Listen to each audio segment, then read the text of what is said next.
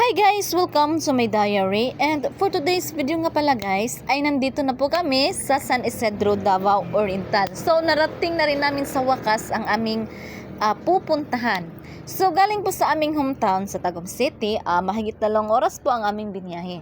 So sa wakas nandito na po kami at pupunta na po kami sa Mount Hamiguitan. Pero habang papunta po kami sa Mount Hamiguitan guys, ay meron po kaming nadaanan dito na isang balaang bukid. So balaang bukid po ang tawag dito since mga instrumento or mga statwa ni Mama Mary ang nakalagay. So malaking itsura or malaking statwa ni Mama Mary po ang nandito. So may kagaya din po sa amin na isang balaang bukid doon sa New Correlia, Davao del Norte. Pero isang malaking cross po yung nakalagay doon. So sobrang ganda din doon.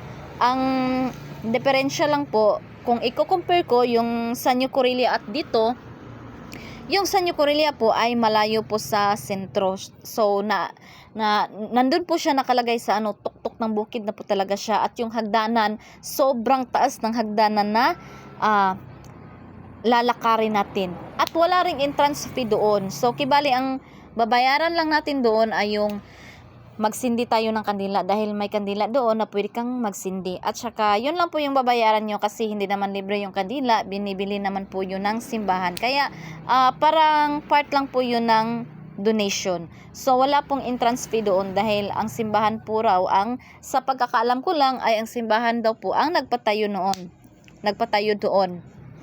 Kaya donation lang po, wala po siyang entrance fee. So maganda din doon, kaso nakakapagod pag umakyat ka doon kasi sobrang taas ng hagdan, dahil nasa tuktok na po talaga siya ng bundok.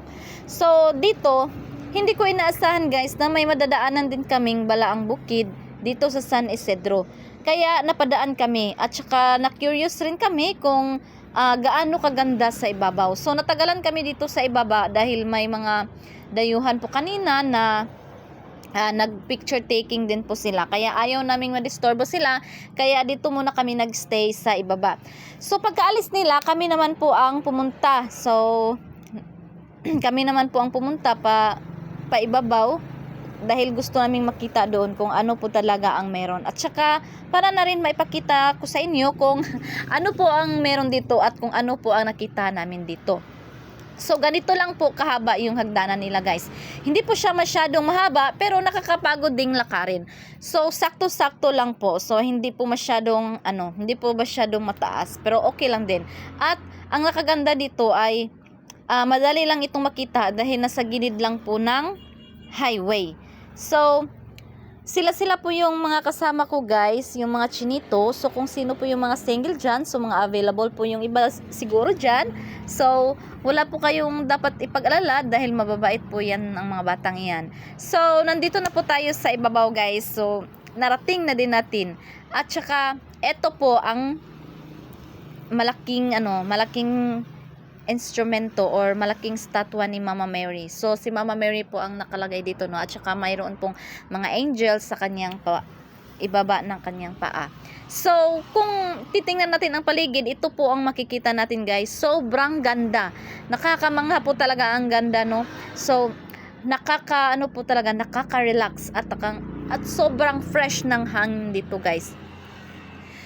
Sulit na sulit po talaga ang aming gala guys, dahil hindi pa naman namin narating yung pupuntahan talaga namin, pero may mga na po kami, may magagandang lugar na po kaming narating.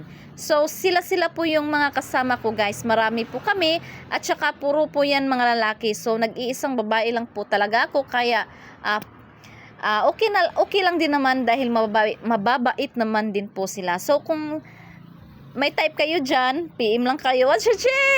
Chari! So, ewan ko. Pero yung iba dyan, may mga girlfriend na yan. Pero, nakakabilib po ang mga batang to, kasi sobrang mababait at saka marespeto po sila. So, yun po ang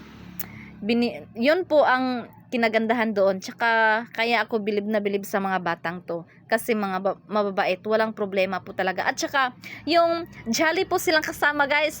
Yun po yung nagustuhan ko sa kanila. At since tapos na naming tingnan ang napakagandang tanawin doon sa ibabaw guys, ay bababa na po kami dahil pupunta na po kami sa Mount Hamiguitan dahil yun naman po talaga ang target naming pupuntahan.